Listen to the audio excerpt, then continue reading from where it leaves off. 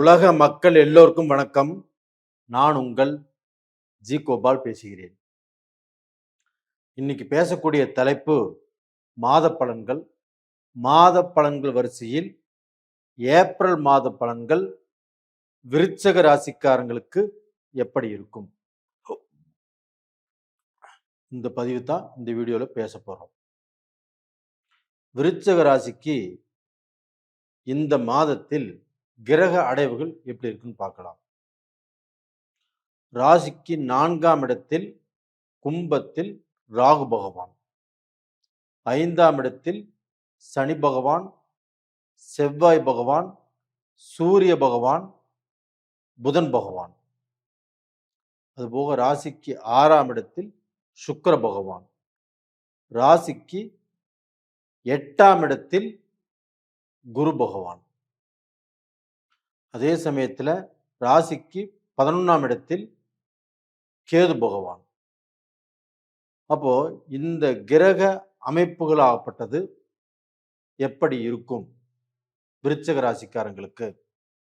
அதை பற்றி தான் இப்போ இந்த வீடியோவில் நாம் தெளிவாக பார்க்க போகிறோம். விருச்சக ராசிக்காரங்களுக்கு இந்த மாதத்தில், அதாவது ஏப்ரல் மாதத்தில், விருச்சக ராசிக்காரங்களுக்கு இல்லை, எல்லாத்துக்குமே தமிழ் புத்தாண்டு பிறக்கப் போகிறது. உங்கள் எல்லாத்துக்குமே என்னுடைய தமிழ் புத்தாண்டு வாழ்த்துக்களும் கூட. இப்போ விருச்சக ராசிக்காரங்களுக்கு இந்த கிரக அமைப்புகள் எப்படி இருக்கும் அப்படின்னு பார்க்குறோம்.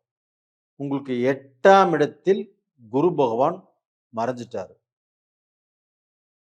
அப்ப 8ஆம் இடத்தில் குரு பகவான் மறைஞ்சதுனால நமக்கு பார்த்தீங்கன்னா எடுக்கக்கூடிய காரியங்கள், இப்போ வேலை விஷயத்துல பிரச்சனை, ஒரு வேலையை விட்டுறலாம்ட்டு இருக்கிறோம், ஒரு ஜாப் இன்னைக்கு ஒரு இன்டர்வியூ அட்டன் பண்ற, அந்த வேலை கிடைக்குமா, இல்லை ஒரு பிஸ்னஸை ஆரம்பிக்கலாமா, இல்லை ஆரம்பிச்ச பிஸ்னஸ் இப்போ சரியா போகல, இதற்கு எல்லாமே குரு காரணமாக இருந்தாலும், ஏன் குரு காரணம் அப்படின்னு சொல்றேன்னா, குரு தான் ஃபைனான்சியர். பெரும் பணத்தை கொடுக்கக்கூடிய கிரகமே குரு பகவான் தான். அப்ப அந்த குரு பகவான் 8ஆம் இடத்துல மறைந்து விட்டால் என்றால் நமக்கு பணத்துல தான் பிரச்சனை வரும்.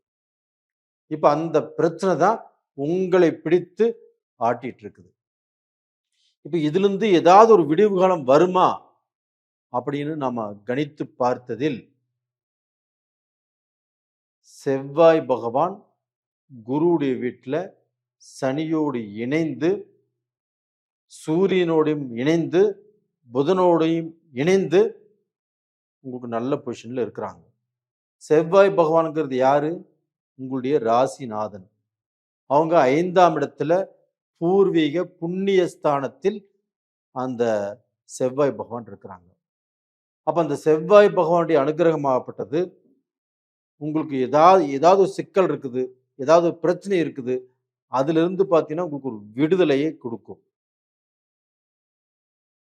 அப்ப நாம இன்னைக்கு நாம ஒரு வேலை செய்கிறோம், இல்லை பார்த்தீங்கன்னா ஒரு பிஸ்னஸ் ஆரம்பிக்கிறோம், இல்லை இதில் இதுக்கு முன்னாண்ட பிஸ்னஸ் பண்ணிட்டு இருந்தோம், இதில் பார்த்தீங்கன்னா வேலையாட்கள் சரியில்லை, இல்லை அந்த பிஸ்னஸ் ரன் ஆகுறதுல கொஞ்சம் குழப்பம் இருக்குது அப்படின்னா, இந்த செவ்வாய் பகவான் ஆப்பட்டது கிளியர் பண்ணி விடுவாங்க. அப்போ அதுக்கு என்ன பண்ணணும்? வேலையாட்கள் பிரச்சனையா, இல்லை பணம் பிரச்சனையா, அதுக்கு ரா மெட்டீரியல் தேவையா அப்படிங்கிறத பார்த்து கரெக்ட் பண்ணி விடுவாங்க. அதே சமயத்தில் உங்களுக்கு பார்த்தீங்கன்னா 10ஆம் இடத்து அதிபதியும் சூரிய பகவான். இந்த சூரிய பகவானும் இப்பொழுது புதனோடு இணைந்து புதாதித்ய யோகத்தில் 5ஆம் இடத்தில் இருக்கிறாங்க. அப்ப அந்த சூரிய பகவானால், நவகிரகங்களின் அரசன் சூரிய பகவான், அந்த சூரிய பகவான் 5ஆம் இடத்துல இருந்து கண்டிப்பாக உங்களுக்கு பார்த்தீங்கன்னா நீங்க ஒரு பள்ளத்துல விழுந்துட்டீங்க, அந்த பள்ளத்தில் இருந்து நீங்க வெளியில வருவதற்குண்டான வழியை காட்டும். அப்ப அதே சூரிய பகவான் ஆப்பட்டது ஏப்ரல் 14ஆம் தேதி மேசத்துக்கு வந்துருவாங்க. அங்கே உச்ச பலம்.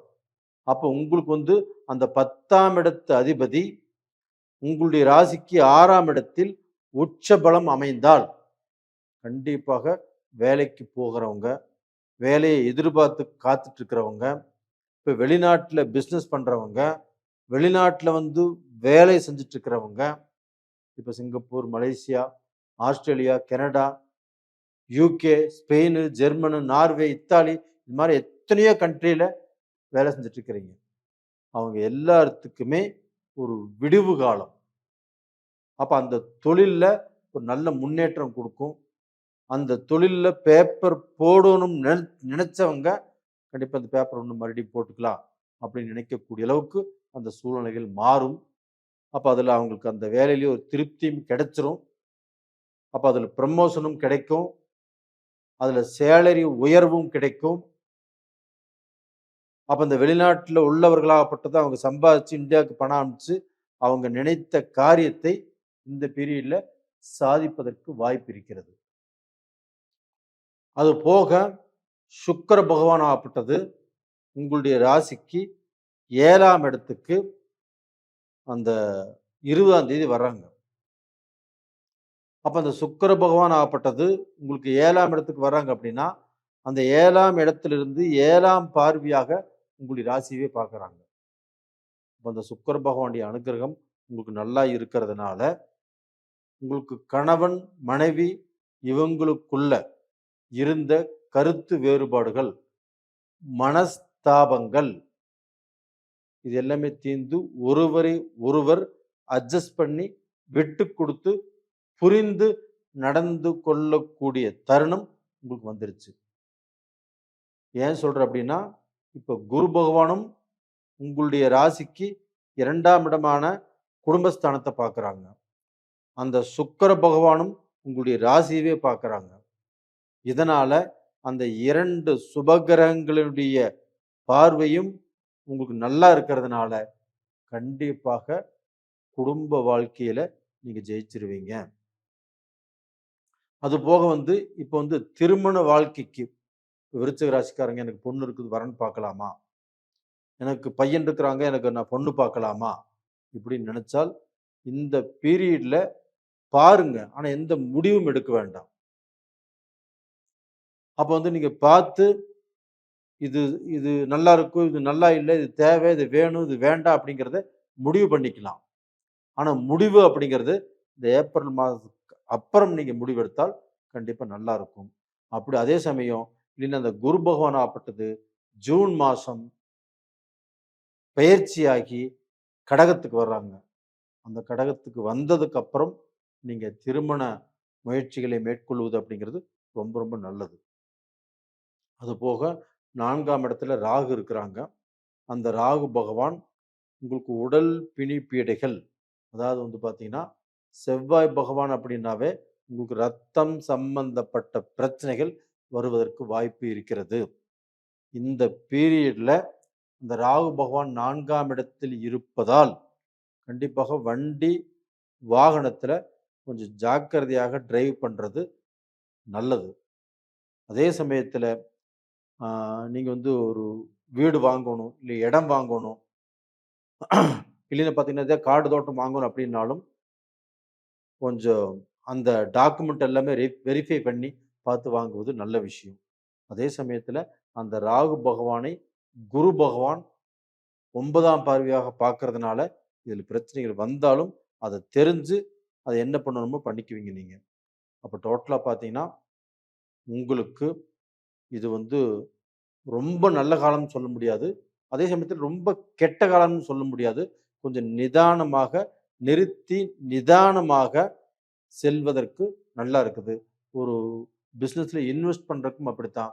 கொஞ்சம் யோசனை செய்து கொஞ்சம் நல்லா யோசனை பண்ணி அந்த மாற்றத்தை நீங்க உருவாக்கிக்கலாம்.